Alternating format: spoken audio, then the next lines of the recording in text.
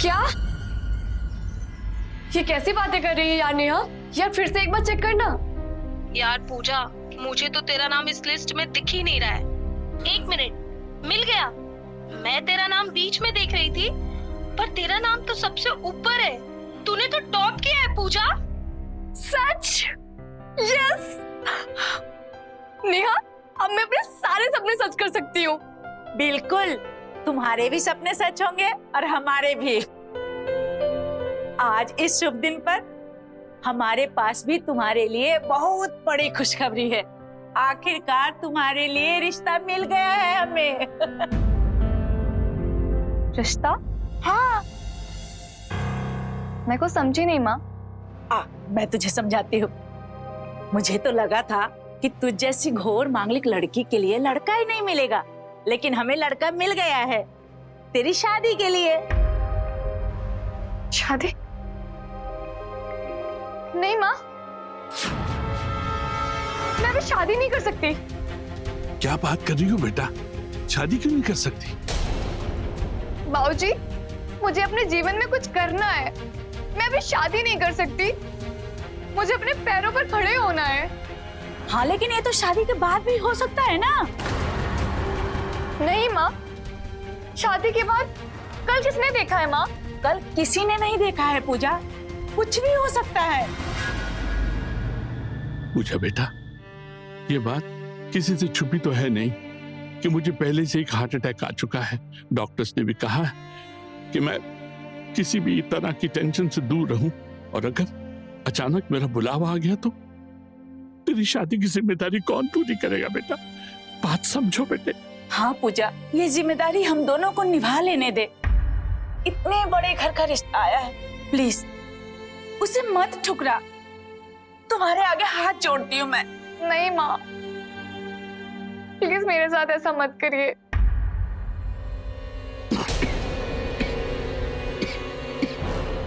अब ठीक तो है ना? बैठिए बैठिए, आराम से बैठिए, आराम से। पूजा, बाबूजी को संभाल, दवा लेके आती हूँ।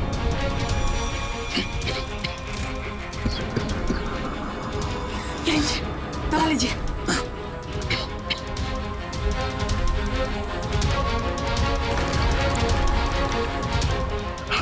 चलिए पानी पीजिए।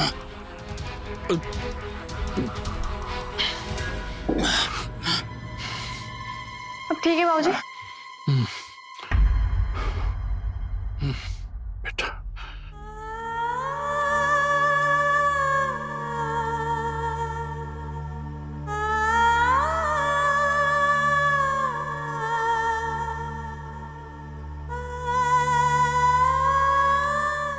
ठीक है माँ बाबूजी, आप लोगों को जैसा सही लगता है वैसा ही होगा।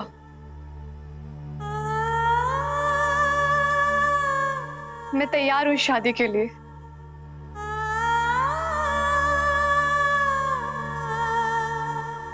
बेटा, हमें तुमसे यही उम्मीद थी। पूजा, बहुत सारी तैयारियां करनी है, लड़के वाले कल ही आ रहे हैं।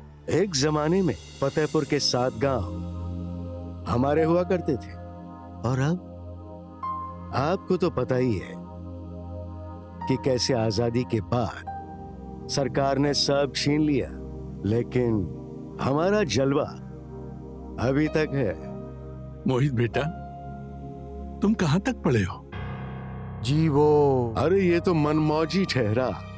हाँ, लेकिन हमने इसे बीए करवा दिया था।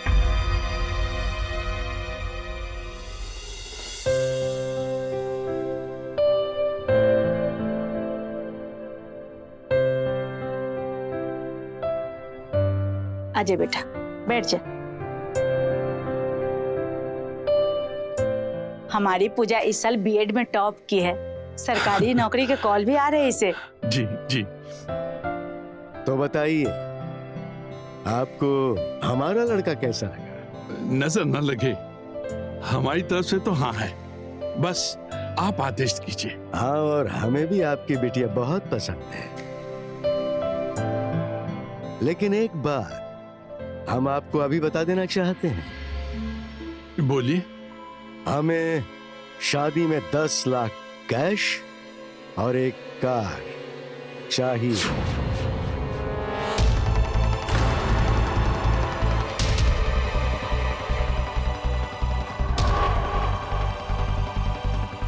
अगर आप लोगों को ये बात ठीक लगे तो फिर हम बात आगे बढ़ाएंगे। ठीक है, हो जाएगा। अच्छी बात है, तो आप लोग तैयारियां कीजिए।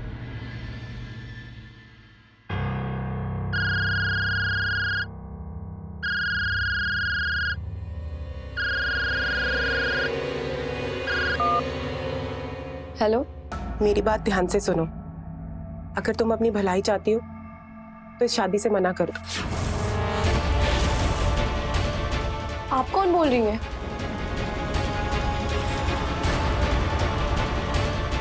ऐसे फोन कॉल पे ध्यान देने की जरूरत नहीं है। जरूरत है माँ, ऐसे ही कोई क्यों फोन करेगा? बेटा, दुनिया में जलने वालों की कोई कमी नहीं है। आप समझती क्यों नहीं है माँ? समझने की जरूरत तुम्हें है बेटा। मैंने मोहित के परिवार के बारे में अच्छी तरह से जांच कर ली है, खानदानी लोग हैं। तुम्हें डरने की जरूरत नहीं है। अपने बाबूजी पर भरोसा करो और खुशी खुशी अपनी शादी की तैयारियां करो।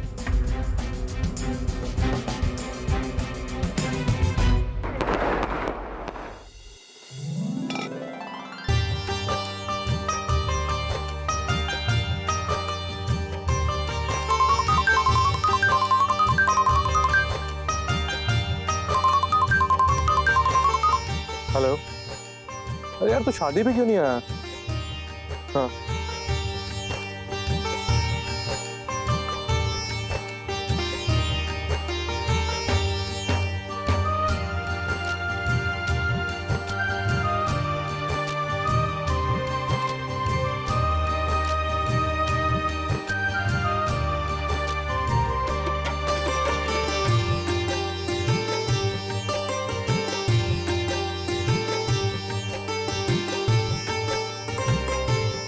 नए घर में तुम्हारा स्वागत है देवरानी जी।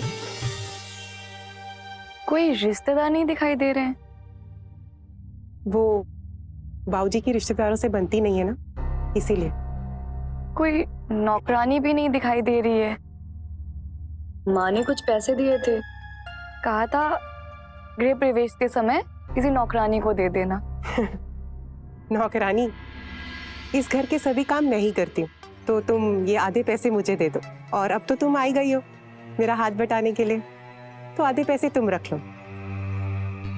नहीं दीदी, मैं यहाँ चूल्हा चौका साफ सफाई करने के लिए नहीं आई हूँ। मेरे कुछ सपने हैं जो मैं पूरा करना चाहती हूँ। अच्छा होगा, पहले तुम इस घर के तौर तरीके सीख लो, बाद में तुम अपने सपनों को पूरा करने के बारे में सोचना, ठीक है? जी, क्या मतलब? कुछ नहीं, तुम थक गई होगी। आओ, मैं तुम्हें तुम्हारा कमरा दिखा देती हूँ। आओ।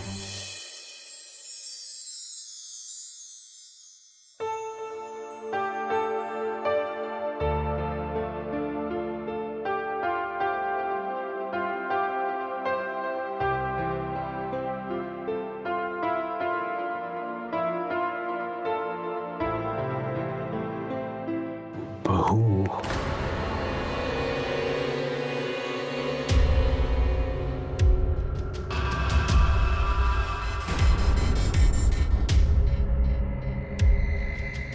बाबूजी, आप यहाँ क्या कर रहे हैं?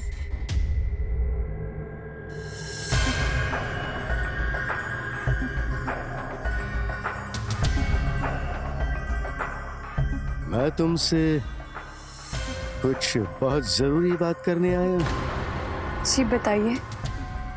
तुम्हारे बाप ने जिस गाड़ी को देने का वादा किया था वो उसने अभी तक दी नहीं है। वो तो मुझे तुम्हारी परवाह है, वरना उनकी पगड़ी उछालने में मुझे ज्यादा वक्त नहीं लगता। तो अपने बाप को बोलो उस गाड़ी का इंतजाम जल्द से जल्द करे, समझी?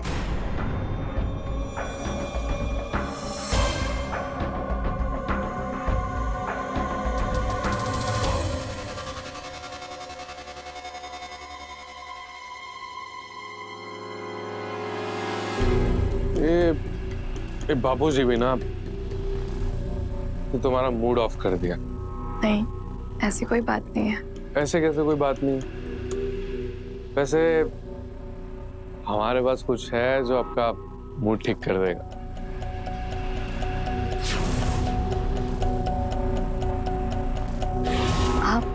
आप शराब पीते हैं? कुछ भी बचा ना कहने को, हर बात हो गई। आओ शराब पिए, फिर से रात हो गई। ये कैसा शौक है आपका? हर एक का अपना कोई ना कोई शौक होता है। शराब पीना हमारा शौक है। काश ये बात आपने मुझे शादी से पहले बता दी होती। हम तो बताना चाहते थे, पर वो बापूजी ने हमें रोक लिया था। उन्हें लगता था कि कहीं हमने अपना मुंह खोल दिया तो पता ना चल जाए कि उस दिन हमने पी रखी थी। पर कम ऑन यार, ये सब क्या तकियानुसी बातें कर रही हो? हाँ, आज के टाइम पे तो लड़कियां भी पीती हैं। हाँ, चलो तुम भी पियो और सब खिले शिव के भूल जाओगी तुम। पियो तो। अरे छी, हमारे परिवार में भी कभी किसी ने शराब नहीं पी।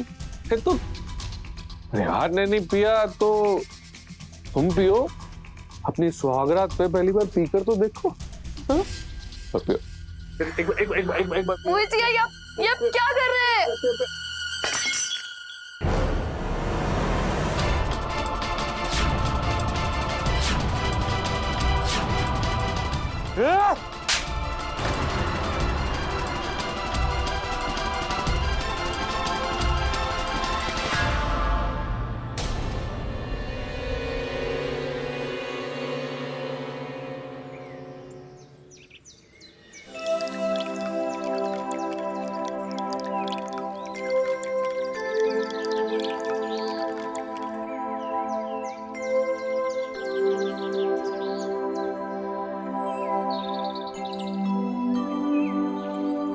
अरे आप जा रहे हैं, मैं कुछ नाश्ता बना देती हूँ। हमें देर हो रही है, हम शाम को मिलते हैं। अरे सुनिए तो, वो रात को आप कहाँ चले गए थे? मैंने आपको कितने कॉल किए।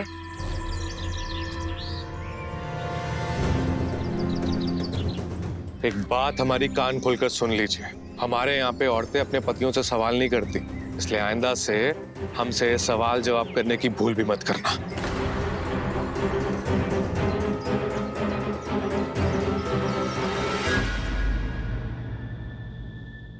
माफ करना दीदी, आज मुझे लेट हो गया, पर कल सुबह से मैं ही आपको चाय पिलाऊंगी। कोई बात नहीं पूजा, जब तक तुम्हारी मेहंदी का रंग उतर नहीं जाता तब तक तुम आराम करो। मैं बाद में जेठानी वाले नखरे दिखाऊंगी। अच्छा, एक बात बताओ पूजा, कल रात को तुम्हारे कमरे से कांच टूटने की और किसी के चिल्लाने की आवाजें आ रही थी, सब ठीक है ना?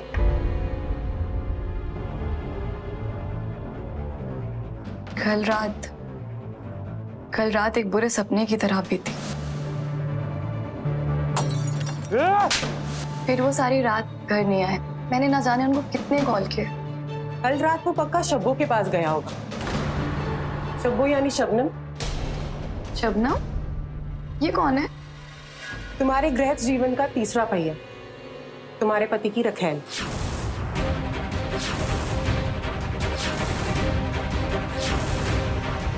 दरअसल इस घर के सारे मर्दों को अयाशी की आदत है। ये लोग अपनी पूरी जिंदगी नशे में गुजार देते हैं और अपना सारा पैसा इन रखेलों के ऊपर उड़ा देते हैं। और कमाल की बात तो ये है कि इस घटिया आचरण को इस घर में बुरा नहीं माना जाता। मेरे पति ने भी एक औरत को रखा था, वो उनकी रखेल थी। उसने उन्हें नशे की आदत में डाल दिया और उनका एक्सीडेंट हो गया और वो मर गए। चलो अच्छा हुआ मर गया, कम से कम सिर से बला तो टली। कैसे बातें कर रही हैं दीदी? वो आपके पति थे और इस घर के बड़े बेटे भी। ये घर एक घर नहीं, एक दलदल है पूजा।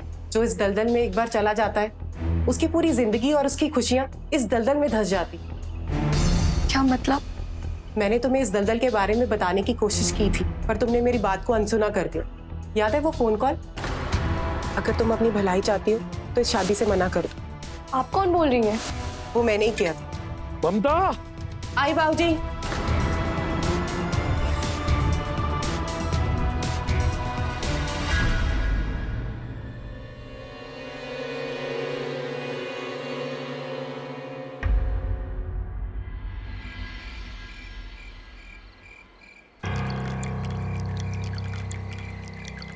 सुनिए, वो शबनम कौन है? चलो, अच्छा हो तुम्हें शबनम के बारे में पता चल गया। भाभी ने बताया? मैंने पूछा शबनम कौन है? अरे बाहर वाली है यार, हमेशा बाहर ही रहेगी। तुम घर वाली हो और मैं दोनों को बहुत अच्छे से संभाल सकता हूँ।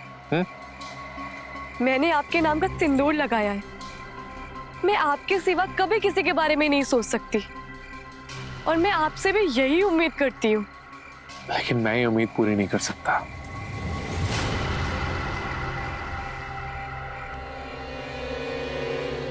आपको शबनम को छोड़ना होगा। अच्छा? हाँ। लेकिन उसके लिए तुम्हें थोड़ी मेहनत करनी होगी। मतलब? यार बुरा मत मानना, लेकिन तुम ना मेरे टाइप की नहीं हो। मतलब तुम जब मेरे पास आती हो तो मुझे कुछ एहसास ही नहीं होता, मजा ही नहीं आता।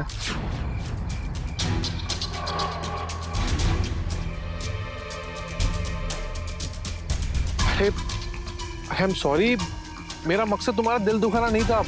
तुम यही चाहती हो ना कि मैं शबनम के पास मत जाऊं, उसे भूल जाऊं। हाँ, तो फिर उसके लिए तो तुम्हें अपना थोड़ा जादू दिखाना होगा। कुछ ऐसे। पियो पियो। छोड़ो मुझे, छोड़ो। पियो। कभी नहीं। मैं उन बाजारू औरतों की तरह कभी बर्ताव नहीं कर सकती।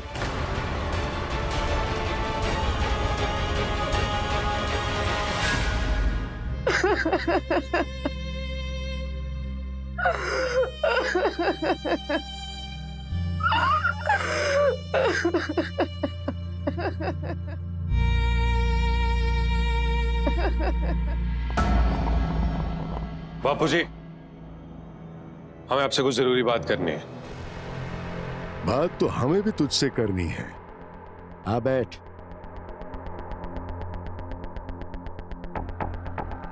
बोलो। हमने तुम्हारी शादी क्यों करवाई? वंश को आगे बढ़ाने के लिए। सही कहा, लेकिन तुम्हारे बड़े भाई ने तो हमें कोई वंश दिया नहीं, तो अब ये जिम्मेदारी तुम्हें उठानी होगी।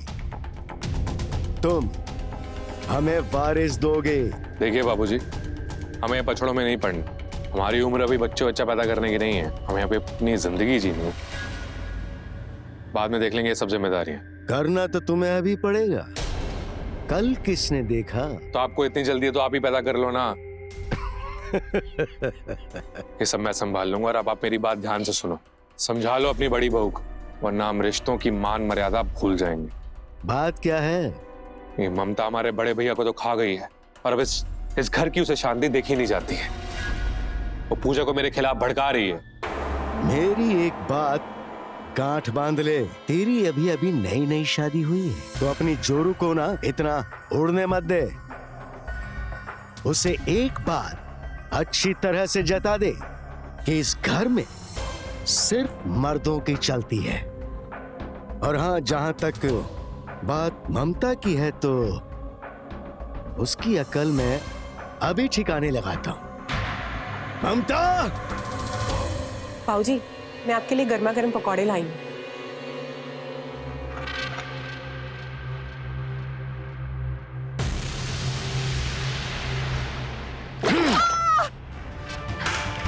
बाबूजी, ये क्या कर रहे हैं आप? सोना बहू, अब तुम भी अपनी हद में रहना, वरना तुम्हारा भी वही हाल करूंगा जो मैंने इसका किया है। और सुबह होते ही अपने बाप के घर जा और जो कार उसने देने का वादा किया था वो लिए बगैर वापस मत आना, समझी?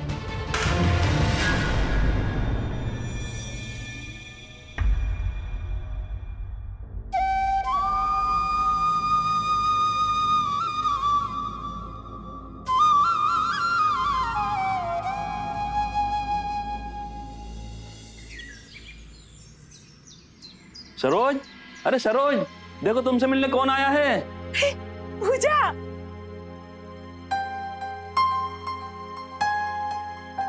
तू घर से क्या गई? घर की रौनक ही चली गई बेटा। पूजा, क्या हुआ? क्या हुआ पूजा? सब ठीक तो है ना? वो मेरे ससुर जी ने कहा है कि जब तक आप लोग कार नहीं दे देते तब तक वो घर आने की जरूरत नहीं है। ये ले, मेरे कुछ गहने हैं, इससे कुछ पैसों का इंतजाम हो जाएगा। नहीं चाहिए माँ, नहीं चाहिए ऐसा ससुराल जिनका काम सिर्फ बार बार हमारा खून चूसना है। ऐसा नहीं बोलते बेटा, ऐसी दिक्कतें तो हर लड़की को शुरू में आती हैं, इसी को तो एडजस्टमेंट कहते हैं। हाँ बेटा, देखना एक दिन तुम्हारे ससुराल वाले खुले दिल से स्वीकार कर लेंगे तुमको। भगवान सब ठीक करेगा। नमस्कार, मैं सुधा चंद्रन क्राइम अलर्ट के आज के इस एपिसोड में आप सबका स्वागत करती हूँ। दहेज देना और दहेज लेना दोनों ही कानूनन अपराध है, लेकिन रीति रिवाज के आड़ में आज भी हमारे समाज में ये कुप्रथा जारी है। दहेज देते वक्त हर माता पिता की यही सोच होती है कि उनके द्वारा दिया गया ये दहेज उनकी बेटी का घर बसाने में मदद करेगा।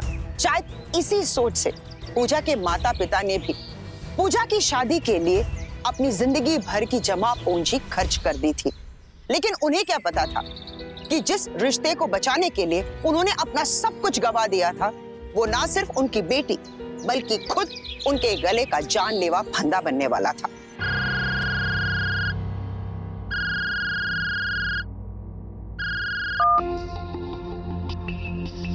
हेलो, आज शाम को मेरे खास दोस्त आ रहा है, जरा तैयारियां कर लेना।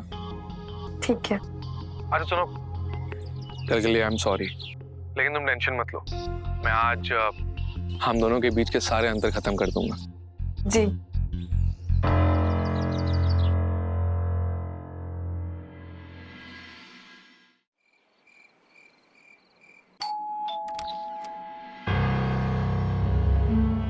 अरे, आपके साथ मेहमान नहीं आए?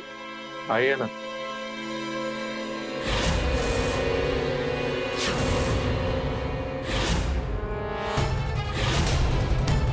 ये शबनम बहुत बेचैन थी ना तुम इसे मिलने के लिए, तो मैंने भी सोचा क्यों ना अपनी बाहर वाली को अपनी घर वाली से मिलवा दो।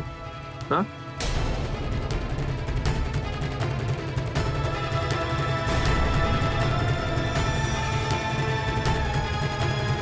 रुको।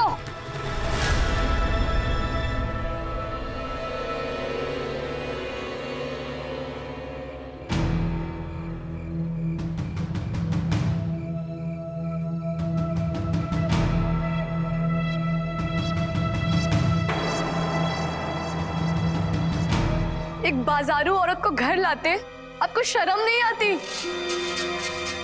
यार पूजा, ये सब ड्रामे करने की जरूरत नहीं है। हाँ, मैं शबनम को तुम ही से मिलवाने के लिए लाया हूँ ताकि तुम इससे खुल के बात कर सको और तुम्हें पता चल जाए कि हम अपनी जिंदगी कैसे जीते हैं। मैं आपकी जिंदगी में किसी दूसरी औरत को कभी बर्दाश्त नहीं कर सकती। हाँ शबनम, तुम्हारे से बहुत पहले से हमारी जिंदगी में है, इसलिए आप शबनम को जितनी जल्दी एक्सेप्ट कर लोगे उतना अच्छा आपके लिए होगा। और वैसे भी पूजा, ये रोना धोना बंद करो। मैं तुम्हें कोई चुड़ैल नजर आ रही हूँ जो मुझे देख के ऐसी भड़क रही हो? तुम्हें पता है मैं यहाँ तुमसे दोस्ती करने आई हूँ। दोस्ती? तुम जैसी नीच औरत से दोस्ती करने से पहले मैं मर जाऊंगी। करनी पड़ेगी। तुम्हें पता है पूजा, इस शर्म लिहाज के पर्दे के पीछे भी ना एक बहुत हसीन दुनिया है और उस दुनिया में बहुत मजा आएगा, है ना बेबी? बिल्कुल। और वैसे भी हमारी सोच ना तुम्हारी इतनी छोटी नहीं है। विश्वास मानो, मैं तुमसे वादा करती हूँ हमारी इस दुनिया में ना तुम्हें भी बहुत मजा आएगा। पूजा!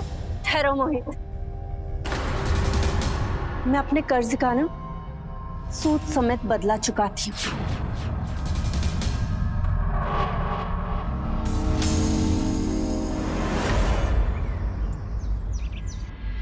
दीदी, पूजा,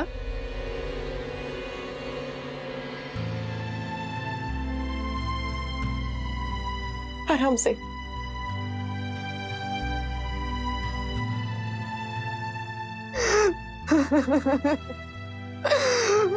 दीदी मैं बर्बाद हो गई दीदी।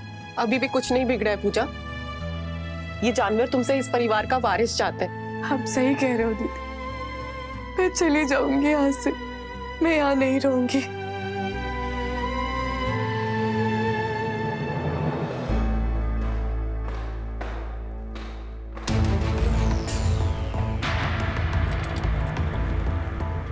किधर जा रही हो? इस गंदगी से हमेशा के लिए दूर। अपनी जुबान संभाल के बात करो वरना। वरना वरना क्या? और कितना मारोगे और कितना जलील करोगे? मैं तुम्हें और तुम्हारे इस परिवार को छोड़कर हमेशा के लिए जा रही हूँ। एक बार इस घर की दहलीज लांघने से पहले सोच लो, कहीं ऐसा ना हो कि अपने घर से भी जाओ और हमारे इस खानदान से भी।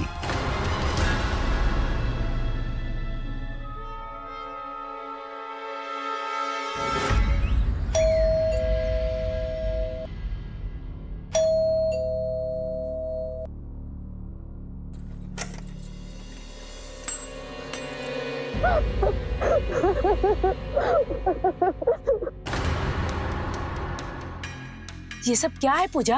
माँ, मैं उस ससुराल में और नहीं रह सकती माँ। बस कर पूजा, बस कर। अब कुछ नहीं सुनना है तुम्हारा। अभी कुछ देर पहले तेरे ससुर जी का फोन आया था तेरे पापा के फोन पे। वो तेरे बर्ताव के बारे में पता नहीं क्या क्या बताया तेरे पापा को। उनकी बातें सुन के तेरे पापा की तबीयत और ज्यादा बिगड़ गई है पूजा। तुम्हें घर पर देख के ये सदमा बर्दाश्त नहीं कर पाएंगे वो। तुम अपनी ससुराल में लौट जाओ पूजा। माँ, हमें माफ करो। माँ मेरी बात तो सुनो। माँ, माँ सुनो तो। माँ, माँ, माँ खोलो। माँ प्लीज दरवाजा खोलो। माँ।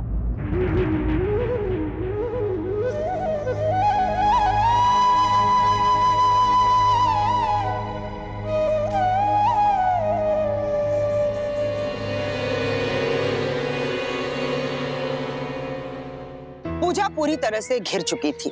उसके लिए एक तरफ कुआं था तो दूसरी तरफ खाई। जहां एक तरफ उसका पति मोहित लगातार उस पर अत्याचार कर रहा था, तो वहीं दूसरी तरफ उसका जो ससुर था वो बहुत ही कठोर और निर्दय इंसान था। इस अत्याचार से बचने के लिए पूजा ने ये फैसला कर लिया कि वो अपने मायके चली जाएगी, लेकिन वहां भी उसके माता पिता ने उससे मुंह फेर लिया। अब ऐसी स्थिति में पूजा क्या करेगी? क्या मोहित के इस अत्याचार के सामने वो अपने घुटने टेक देगी या फिर डटकर मुकाबला करेगी?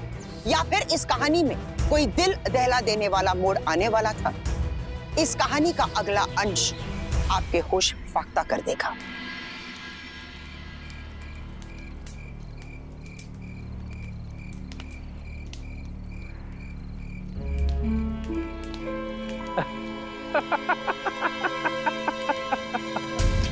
आइए आइए। अरे तुम तो घर छोड़ कर गई थी ना, इतनी जल्दी वापस भी आ गई।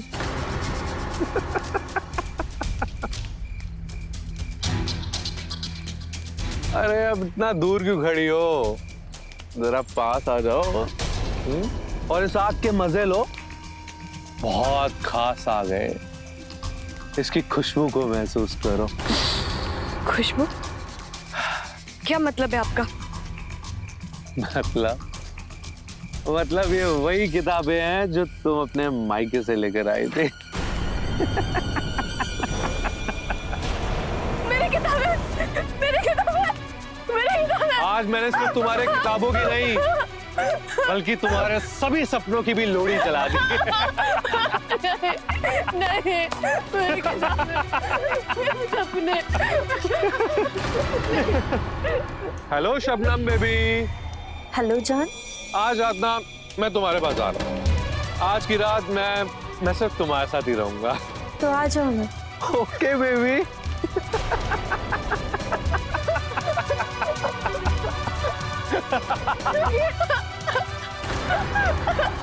मेरी किताबें।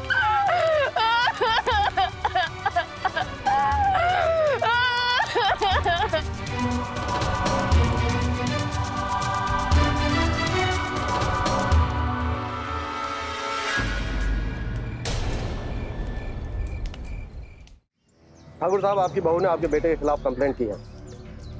इंस्पेक्टर साहब, ये पति पत्नी के आपस का झगड़ा है। दरअसल मेरे बेटे ने गुस्से में आकर पत्नी की कुछ किताबें जलाई और उसने तैश में आकर आपको कॉल कर दिया। वैसे आपकी बहू है कहाँ? अभी तक सोई पड़ी है। ठीक है, आगे से ध्यान रखिएगा कि हमें कोई कंप्लेंट ना मिले। मैं चलता हूँ।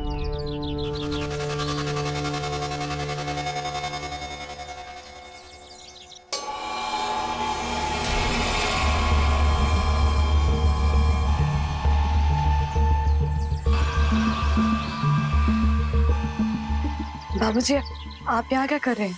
मैंने कल रात तुम्हारी और मोहित की बातें सुनी और मुझे ये कहना पड़ेगा कि तुम बिल्कुल सही थी।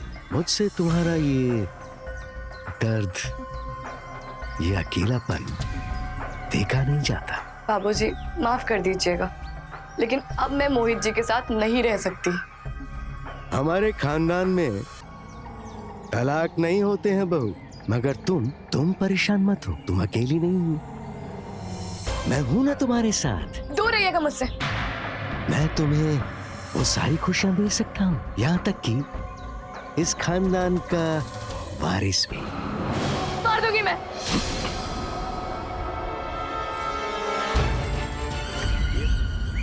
पूजा, पूजा, आंखें खोलो। ये ठीक तो है ना डॉक्टर? हाँ, मैंने पट्टी बांध दी है और इंजेक्शन लगा दिया है। अब ये खतरे से बाहर है। ये कुछ मेडिसिन है, मैं लिख के दे रहा हूँ, आप मंगवा लीजिएगा। जी।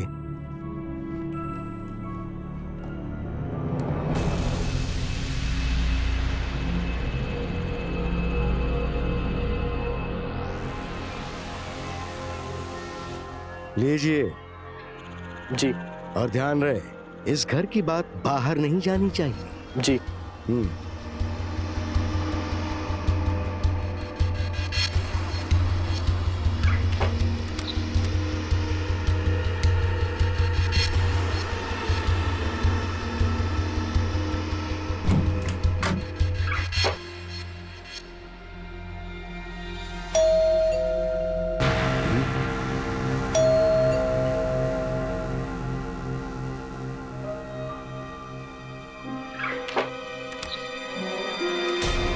अरे आप लोग यहाँ?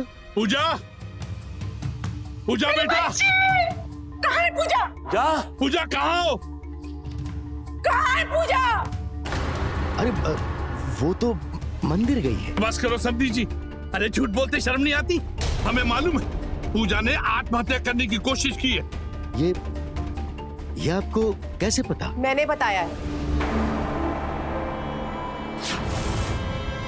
आपने मेरी जिंदगी तो खराब कर दी, पर मैं आपको पूजा की जिंदगी खराब करने नहीं दूंगी। कहाँ है पूजा? ऊपर कमरे में है। पूजा,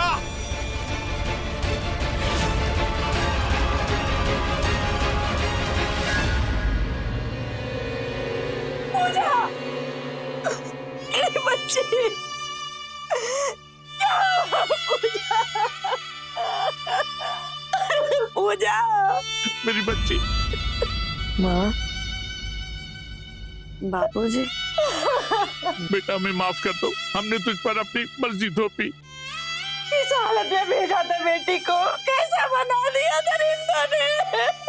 मैं इन लोगों को छोड़ूंगा नहीं, छोड़ूंगा नहीं इन्हें। कहाँ है तू? अभी के अभी यहाँ आ जा। छोड़ूंगा नहीं तुझे, छोड़ूंगा नहीं। अरे क्या कर दिया तुमने मेरी फूल जैसी बच्ची के साथ? फूल जैसी बच्ची? अरे डायन है वो, डायन, जिसने हमारे परिवार की इज्जत को बर्बाद कर दिया। बर्बाद तो अब पुलिस करेगी तुम लोगों को। हेलो, पुलिस का फोन करेगा? रुक जाओ ममता, रुक जाओ। तुमने सही कहा था। रुक जाओ, पहले इन दोनों को हॉस्पिटल लेकर जाओ, फिर हम बैठकर बात करेंगे। प्लीज रुक जाओ।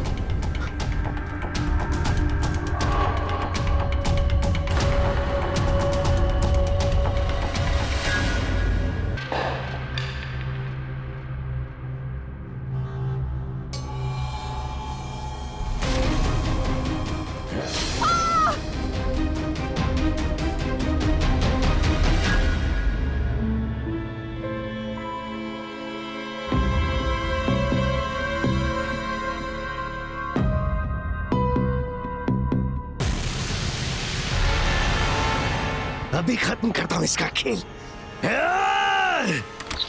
राजन ठाकुर!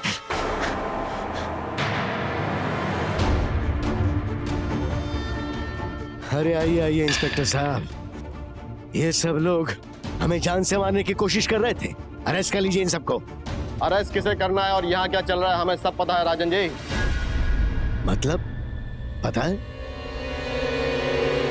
किसने कहा आपको? आपकी बहू ने।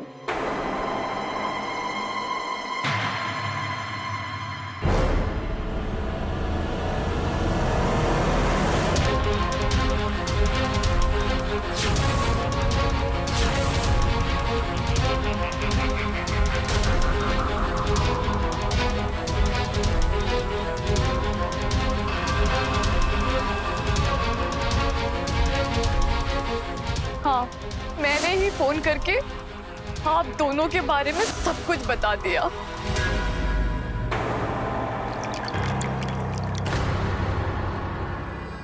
माँ, माँ आराम से उठने की कोशिश करिए।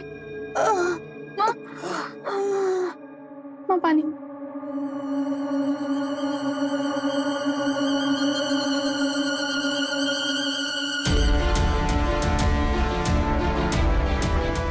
एक लड़की कितना भरोसा लेकर अपने ससुराल आती है, अपने ससुर को अपना पिता मानती है और पति को अपना सब कुछ, पर तुम दोनों ने मिलकर मुझे कितना तड़पाया, मेरे भरोसे को चूर चूर कर दिया।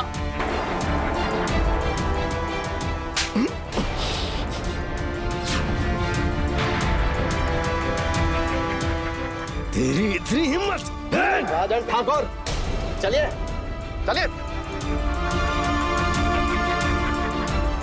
अबे आराम से। इस घृणित जुर्म के लिए राजन और मोहित पुलिस के गिरफ्त में है और उन पर विभिन्न धाराओं के तहत मुकदमे अदालत में विचाराधीन है। घरेलू हिंसा एक कटु सत्य है हमारे समाज में और अक्सर महिलाएं इसका शिकार होती है।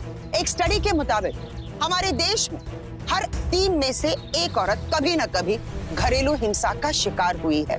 हम आपसे सिर्फ यही गुजारिश करना चाहते हैं कि अपने आत्मसम्मान के साथ कभी समझौता ना करें और फौरन पुलिस की मदद लें। इसी विचार के साथ मैं सुधा चंद्रन आपसे विदा लेती हूँ इस वादे के साथ कि एक नए एपिसोड में एक नई कहानी के साथ हम फिर मिलेंगे। देखते रहिए क्राइम अलर्ट, डरना नहीं मिटाना है। जय हिंद।